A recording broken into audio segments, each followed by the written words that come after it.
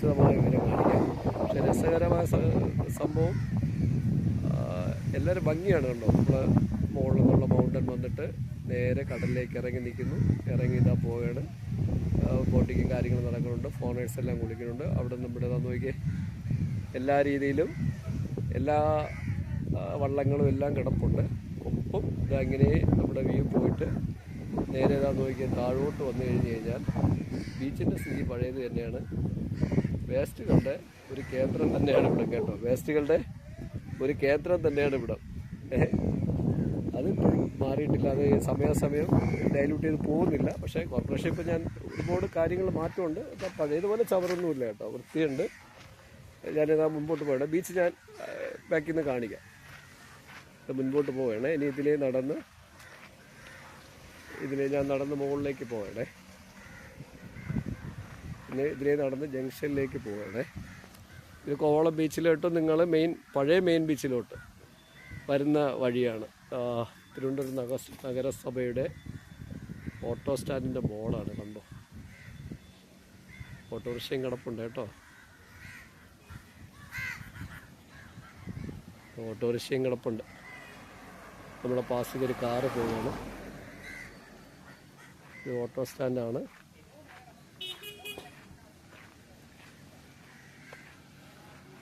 വേണ്ട Kerala black cross കാക്കകൾ ഇരിപ്പുണ്ട്. മലയാളത്തിൽ കാക്ക ധാരാളം ഇരിപ്പുണ്ട്, കണ്ടോളൂ. അങ്ങനെ നമ്മളിങ്ങനെ നടന്നു പോയാൽ ഇതാ നിങ്ങൾ നോക്കിയേ, ഏത് റിസോർട്ടാണ് കാണുന്നത്. ലീല പാലസോണിൻ്റെ ലോകത്തിലെ ഏറ്റവും മികച്ച 10 ഹോട്ടലിലൊന്ന് ആണ് എൻ്റെ അറിവ്. ശരിയാവണമെന്നില്ല. ലീലയുടെ റിസോർട്ടുകളുടെ ഒരു സൈഡാണ്. അവരുടെ എൻട്രിയുടെ ഒരു വശം കണ്ടോ. ലീല വളരെ ഫേമസ് ആണ് ഈ ഹോട്ടൽ. എനിക്കൊരു ഭയങ്കര ഫേമസ് ആയ ഹോട്ടലാണ്. അതിൻ്റെ സൈഡാണ്. അതിൻ്റെ കൺവെൻഷൻ സെൻ്ററാണ് കണ്ടോ. ഇവിടെ കൺവെൻഷൻ സെൻ്ററിൻ്റെ ഇൻസൈഡാണ് കാണുന്നത് കണ്ടോ. ഞാൻ നേരത്തെ വീഡിയോ തുടങ്ങുന്നത് അവിടെ നിന്നാണ് കണ്ടോ. ലീല ഹോട്ടലിൻ്റെ കൺവെൻഷൻ സെൻ്ററാണ്. ലീലയുടെ പരസ്യമൊന്നുമല്ല കേട്ടോ. ഞാൻ ഇത് പോയപ്പോൾ എടുത്തൊന്നുമില്ല കേട്ടോ. ലീല ഹോട്ടലിൻ്റെ കൺവെൻഷൻ സെൻ്ററാണ്. നമ്മുടെ സെക്യൂരിറ്റി ചേട്ടൻ അവിടെ നിൽപ്പുണ്ട് കേട്ടോ. ഇതാണല്ലോ ലീലയുടെ ബോർഡ്. ലീല ഇത് ലോകത്തെ മികച്ച 10 ഹോട്ടലുകളുടെ ലിസ്റ്റിൽ വന്നിട്ടുള്ളതാണ്. ഭയങ്കര കംഫർട്ടബിളായ ഹോട്ടലാണ് എന്നാണ് അറിവ്. क्या यूट्यूब कैसा है? अच्छा है. तुम्हारे हार किधर है? बिहार. तुम बिहार अच्छा है, केरला अच्छा है? इधर है बेटर क्या? तो बिहार बेटर है. ये നമ്മുടെ ऑटो ट्रैवल बोर्ड. बिहार अच्छा है, इधर बैड है.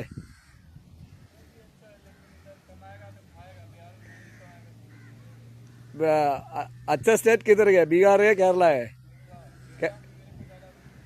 ബീഹാറിലെ സെക്യൂരിറ്റി ചേട്ടനാണ്. कैसा है होटल कैसा है? होटल कैसा है? अच्छा है.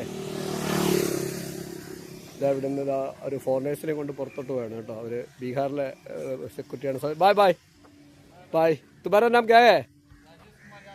राजेश यादव. राजेश कुमार यादव. या अच्छा है. बाय. പുള്ളിക്ക് കേരളം ഭയങ്കര ഇഷ്ടമാണെന്ന് പറയുന്നു. ബീഹാറാണോ ബെറ്റർ, കേരളമാണോ ബെറ്ററോ എന്ന് ചോദിച്ചപ്പോൾ പുള്ളിയെല്ലാം പറയുകയാണ് ജീവിക്കാനും എല്ലാം കേരളമാണ് ബെറ്റർ, പിന്നെ വീട് അവിടെ ആയതുകൊണ്ട് ഞാൻ അങ്ങോട്ട് പോകുന്നു എന്നാണ് പുള്ളി പറഞ്ഞത്.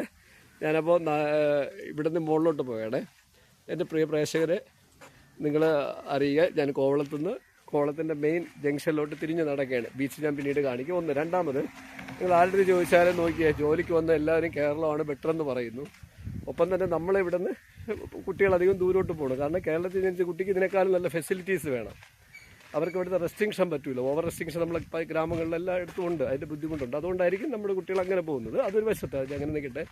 ലീലയുടെ സൈഡിലുള്ള കണ്ടോ പഴയ ഹോട്ടലാണ്. എല്ലാവരും പണി നടക്കുകയാണ് കേട്ടോ. ഹൈടെക്കിൽ ഇവിടെ അത്ര ഡെവലപ്മെൻറ്റാണ് നമ്മുടെ വിഴിഞ്ഞ ഇതുമായിട്ട് ബന്ധപ്പെട്ട് വന്നുകൊണ്ടിരിക്കുന്നത്. അത്ര ജോലി സാധ്യതകൾ.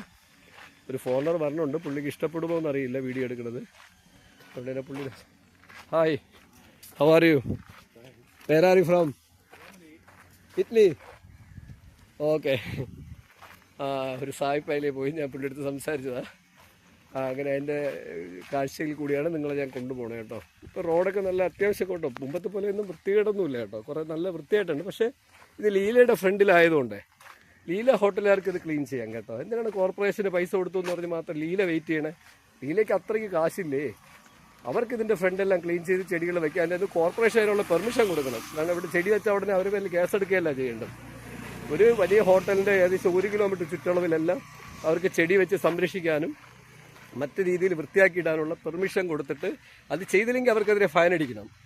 അങ്ങനെയാണ് ചെയ്യേണ്ടത്. ഹോട്ടൽ ഉണ്ടാക്കിയിട്ട് അവരകത്തല്ല വൃത്തിയാക്കിയിടേണ്ടത്. ഇതിൻ്റെ ഒരു അഭിപ്രായമാണ്. കോർപ്പറേഷൻ പകരം അവരിൽ നിന്ന് ടാക്സ് മാത്രം പിരിക്കാതെ അവർക്ക് അതിനുള്ള പെർമിഷൻ കൊടുക്കണം. അതിനെന്തെങ്കിലും വേണമെങ്കിൽ ഡിസ്കൗണ്ട് ചെയ്ത് കൊടുക്കണം. കുറേ പേർക്ക് തൊഴിലും കിട്ടുമല്ലോ. അതിനുള്ള ഏർപ്പാട് അവർ ചെയ്തോളും. അല്ലെങ്കിൽ കോർപ്പറേഷൻ ഇപ്പോൾ പ്രൈവറ്റ് കമ്പനിക്കൊക്കെ കൊടുത്തിരിക്കുന്നത് പോലെ ഇവർ പ്രൈവറ്റ് ആണല്ലോ, പരിസരം ഏൽപ്പിച്ചാൽ മതി. ഇവിടെ മൊത്തം വീടുകളാണ് കേട്ടോ. ഞാൻ നടന്നുകൊണ്ടിരിക്കുകയാണ്. ഇനിയിപ്പോൾ എന്തായാലും ഞാൻ നടക്കുകയാണ്. ഈ വീഡിയോ ഇതാ ഇവിടെ ഇനിയിപ്പോൾ 6 മിനിറ്റോളമായി. നിങ്ങൾക്ക് ഇഷ്ടമാണെങ്കിൽ ഞാനിതാ എൻ്റെ നാടെന്ന് പറഞ്ഞിട്ട് തിരുവനന്തപുരം ജില്ല മൊത്തവും നിങ്ങൾ ഘട്ടഘട്ടമായിട്ട് കാണിക്കും. ഇവിടുത്തെ വില്ലേജുകൾ, അവിടുത്തെ ജീവിക്കുന്ന രീതി, നമ്മുടെ ഇവിടുത്തെ സിറ്റി. ഇപ്പോൾ ഞാൻ സിറ്റിയാണ് നിങ്ങളെ കാണിക്കുന്നത് അധികം. അതേ സിറ്റിയും തുടങ്ങാമെന്ന് വെച്ചെങ്കിലേ വില്ലേജിൻ്റെ എഫക്റ്റ് നിങ്ങൾക്ക് മനസ്സിലാവുള്ളൂ. ഇപ്പോൾ അതിൽ നിന്ന് പിന്നെ വില്ലേജുകളുടെ അവസ്ഥ, പിന്നെ അടുത്ത ടൂറിസ്റ്റ് ഹബ്ബുകൾ, ഇതിനെക്കുറിച്ചൊക്കെ ഞാൻ നിങ്ങൾക്ക് വിശദമായിട്ട് ഓരോന്നോരോന്നായിട്ട് കാണിച്ചത്. നിങ്ങൾ എൻ്റെ ചാനൽ സബ്സ്ക്രൈബ് ചെയ്യുക. 2 ചാനലാണ് എനിക്കുള്ളത്. നൊബക് എന്ന് പറഞ്ഞിട്ടുള്ള എൻ്റെ നാട് എന്ന് പോകുന്ന എപ്പിസോഡുള്ള എൻ്റെ ചാനലും, രണ്ടാമതുള്ളത് നൊബക് പ്രപഞ്ചം ചാനലാണ്. അതിൽ എൻ്റെ അത്യാവശ്യം എല്ലാം വരും. ആർട്സ് എല്ലാം അതാണ്ടോ മുമ്പെപ്പോഴും പണിതത്. എനിക്കോടോ ലൈസൻസ് കിട്ടിയിട്ടുണ്ടാവില്ല, തെറ്റായ രീതിയിൽ മെഷർമെൻറ്റ് ചെയ്തിട്ടുണ്ടാവും. അതുകൊണ്ട് ഇതിന് ബിൽഡിംഗ് പെർമിറ്റ് കിട്ടിയിട്ടുണ്ടാവില്ല. അതുകൊണ്ടായിരിക്കാം ഇതിങ്ങനെ കിടക്കുന്നതെന്ന് ഞാൻ കരുതുന്നു. ശരിയാവണമെന്നില്ല കേട്ടോ. കണ്ടോ, എന്തോ കേസിൽ പെടുകയോ അല്ലെങ്കിൽ ബിൽഡിംഗ് പെർമിറ്റ് കിട്ടാതെയോ എന്തെങ്കിലും വന്നിട്ടുണ്ടോ? അടുത്തുള്ളത് അങ്ങനെയല്ല. അപ്പോൾ ഉറപ്പാണ് സർക്കാർ ഇപ്പോൾ പുറമ്പോക്ക് ഭൂമിയിലോ അല്ലെങ്കിൽ എന്തെങ്കിലും ഒരു വിഷയം അതിനകത്തുണ്ടായിരിക്കും.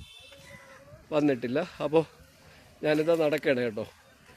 ഇവിടെ നിന്ന് ഞാൻ മെല്ലെ ജംഗ്ഷനിലെത്തിയിട്ട് സ്റ്റോപ്പ് ചെയ്യാം. കാരണം ഇനി ഒരു വളരെ ദൂരമുണ്ട് ജംഗ്ഷനിൽ. അവിടെ പോയിട്ട് ഞാൻ മറ്റ് വിശദാംശങ്ങൾ പറയാം. അപ്പോൾ എൻ്റെ ചാനൽ നിങ്ങൾ സബ്സ്ക്രൈബ് ചെയ്യുക. ഇതാ ടൂറിസ്റ്റുകളിൽ നമ്മൾ സാധാ ടൂറിസ്റ്റുകൾ കൂടുതലും നോർത്ത് ഇന്ത്യക്കാരാണ് ഇവിടെ പറഞ്ഞത് കേട്ടോ. മലയാളികൾ വളരെ കുറവാണ്. പ്രത്യേകിച്ച് തിരുവനന്തപുരത്ത് ഇത്രയും ബീച്ചുണ്ടെങ്കിലും ട്രിവാൻഡ്രത്തുള്ളവർക്ക് അത്ര വലിയ എഫോർട്ടൊന്നും ബീച്ചിനോട് കാണിക്കാറില്ല. പൊതുവേ ഒരു ട്രിവാൻഡ്രത്തുള്ള ആൾക്കാരിലുള്ള ഒരു പ്രത്യേകത ക്യാഷിന് വേണ്ടി ഒരു ഓട്ടമാണ്, പരക്കം പാച്ചിലാണ് ട്രിവാൻഡ്രത്തുള്ള അധികം പേര് ഞാൻ കണ്ടിട്ടുള്ളത്. ക്യാഷ്, മതം, കുട്ടികൾ, പഠനം, ജീവിതം. അവർക്ക് ഫ്രീ ടൈമുകൾ കുട്ടികളോട്ടൊരു ബീച്ചിൽ പോയിരിക്കുകയോ അല്ലെങ്കിൽ ഒരു വീക്കെൻഡിൽ കുട്ടികളോട്ടൊരു പൈസ ഉള്ളവർ പോലും ട്രാവൽ ചെയ്ത് നല്ലൊരിത് കണ്ടെത്തി ഇതൊന്നുമില്ല. അതുകൊണ്ടാണ് നമ്മുടെ കുട്ടികൾ യൂറോപ്പിനെയൊക്കെ വല്ലാതെ ഇഷ്ടപ്പെടുന്നത്. കാരണം നമ്മുടെ നാട്ടിലൊരു കുട്ടികൾക്ക് ഒരു ഓപ്പൺ സ്വാതന്ത്ര്യം കിട്ടുന്നില്ല എന്ന് എനിക്ക് തോന്നിയിട്ടുണ്ട് കേട്ടോ. നിങ്ങൾക്ക് എങ്ങനെയാണെന്നറിയില്ല. ഇതെല്ലാം ഈ കുട്ടി വീടും ചുറ്റുപാടുകളെല്ലാം ഇങ്ങനെ ചുറ്റപ്പെട്ട് നിൽക്കുന്നതുകൊണ്ട് കുട്ടികൾക്കൊരു എൻ്റർടൈൻമെൻ്റ് ഇല്ല. അപ്പോൾ കുട്ടികൾ അതന്വേഷിച്ചിട്ടാണ് ശരിക്കും പുറത്ത് ജോലി വേണം, കൂടുതൽ ശമ്പളം വേണം, കൂടുതൽ സ്ഥലം അന്വേഷിക്കുന്നതിനൊപ്പം നമ്മളെക്കാളും മോശം ക്ലൈമറ്റുള്ള, നമ്മളെക്കാളും വളരെ വളരെ മോശം എന്ന് പറഞ്ഞാൽ വളരെ മോശം ക്ലൈമറ്റുള്ള രാജ്യങ്ങൾ തിരഞ്ഞെടുക്കുന്നത്. കാരണം അവിടെയൊക്കെ കുറച്ചുകൂടെ ഫ്രീഡം ഉണ്ട്, ഒറ്റയ്ക്ക് ജീവിക്കാനുള്ള സ്വാതന്ത്ര്യമുണ്ട്. ഇതൊക്കെ കൊണ്ടാവാം കേട്ടോ. എനിക്കത് അറിയില്ല കേട്ടോ, ശരിയാവണമെന്നില്ല. ഞാൻ എൻ്റെ അഭിപ്രായം പറയണമെന്നുള്ളേ ഉള്ളൂ. കാരണം ട്രിവാൻഡ്രം മാറുന്നുണ്ട് കണ്ടോ. ഞാൻ മുമ്പത്തെ പോലെ വൃത്തികേടൊന്നുമില്ല കേട്ടോ. കോർപ്പറേഷൻ വണ്ടിയൊക്കെ വരുന്നുണ്ട്, കുറച്ചൊക്കെ വൃത്തിയാക്കുന്നുണ്ട്. പക്ഷേ ബീച്ചിൻ്റെ അവസ്ഥ ഒരു ബെറ്റർ എന്ന് പറയാറില്ല. നമ്മുടെ വിദ്യാഭ്യാസം, നമ്മുടെ ഒരു ജീവിത നിലവാരം അനുസരിച്ച് ബീച്ചൊക്കെ യൂറോപ്പിനെ വെല്ലുന്ന രീതിയിൽ, സിംഗപ്പൂരിനെ വെല്ലുന്ന രീതിയിൽ, അമേരിക്കയുടെ ഏറ്റവും A ക്ലാസ് സ്ഥലങ്ങളിലെ വെല്ലുന്ന രീതിയിൽ നിൽക്കണം. ആ ഒരു നിലയിലോട്ട് നമ്മൾ വളർന്നിട്ടില്ല. ഇതാ ഞാൻ കോളത്തിലോട്ട് 2 ബീച്ച് തിരിയുന്ന ജംഗ്ഷനിലോട്ട് വന്നിട്ടുണ്ട്. ഞാൻ അതുകൊണ്ടാണ് വീഡിയോ കട്ട് ചെയ്യാത്തത്. ഇവിടെ നിന്നാണ് അമ്പലത്തിൻ വീട്ടിൽ ഉഗ്രമൂർത്തി ക്ഷേത്രം കാണാം നിങ്ങൾക്ക്.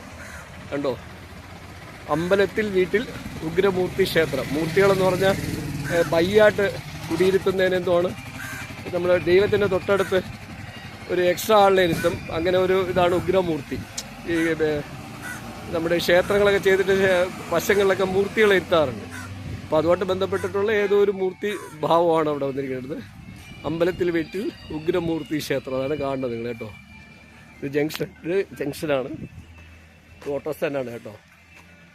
ഇവിടുന്ന് തൊട്ട് മുകളിൽ കയറി കഴിഞ്ഞാൽ നിങ്ങൾക്ക് അടുത്ത ബീച്ചിലോട്ട് പോകണ സ്ഥലമാവും. ഞാനിവിടെ നിന്ന് താഴോട്ട് പോകണം കേട്ടോ. ലീലയുടെ എൻട്രിയാണ്, മൊത്തം ലീലയാണ് കേട്ടോ ഇവിടെ കൈയടക്കി വെച്ചിരിക്കുന്നത്. പക്ഷേ അതുകൊണ്ടാണ് ഞാൻ പറഞ്ഞത് ലീല ഹോട്ടലിന് ഇതിൻ്റെ പരിസരങ്ങൾ കംപ്ലീറ്റ് വൃത്തിയാക്കാം, എന്നെങ്കിൽ മാത്രമേ ഇവരുടെ ലൈസൻസും മറ്റു കാര്യങ്ങളും പുതുക്കുക എന്നുള്ളതല്ല, സ്പെഷ്യൽ ഇത് കൊടുക്കാവൂ. അവരുടെ ഹോട്ടലിൻ്റെ ചുറ്റും 1 കിലോമീറ്റർ ചുറ്റളവിൽ അവർ വൃത്തിയാക്കുന്നില്ല എങ്കിൽ അവർക്ക് നമ്മുടെ ഇവിടെ തന്നെ ഒരു ഗ്രേഡിംഗ് ഉണ്ടാക്കിയിട്ട് ഡീഗ്രേഡിങ് വയ്ക്കാം. അപ്പോൾ ഇതാണ് ജംഗ്ഷൻ. ഞാനിവിടെ എത്തിയിട്ടുണ്ട്. ടൂറിസ്റ്റുകൾ വരുന്നുണ്ട്. നല്ല വേനൽക്കാലമൊക്കെ ആയപ്പോഴത്തേക്കും നല്ല വ്യത്യാസമുണ്ട്. അപ്പോൾ പ്രേക്ഷകർ നിങ്ങൾ ശ്രദ്ധിക്കുക, ചാനൽ സബ്സ്ക്രൈബ് ചെയ്യുക. നൊബക് ചാനലും നൊബക് പ്രപഞ്ച ചാനലും. സൈനിങ് ഓഫ്, നൊബക് സോളോ.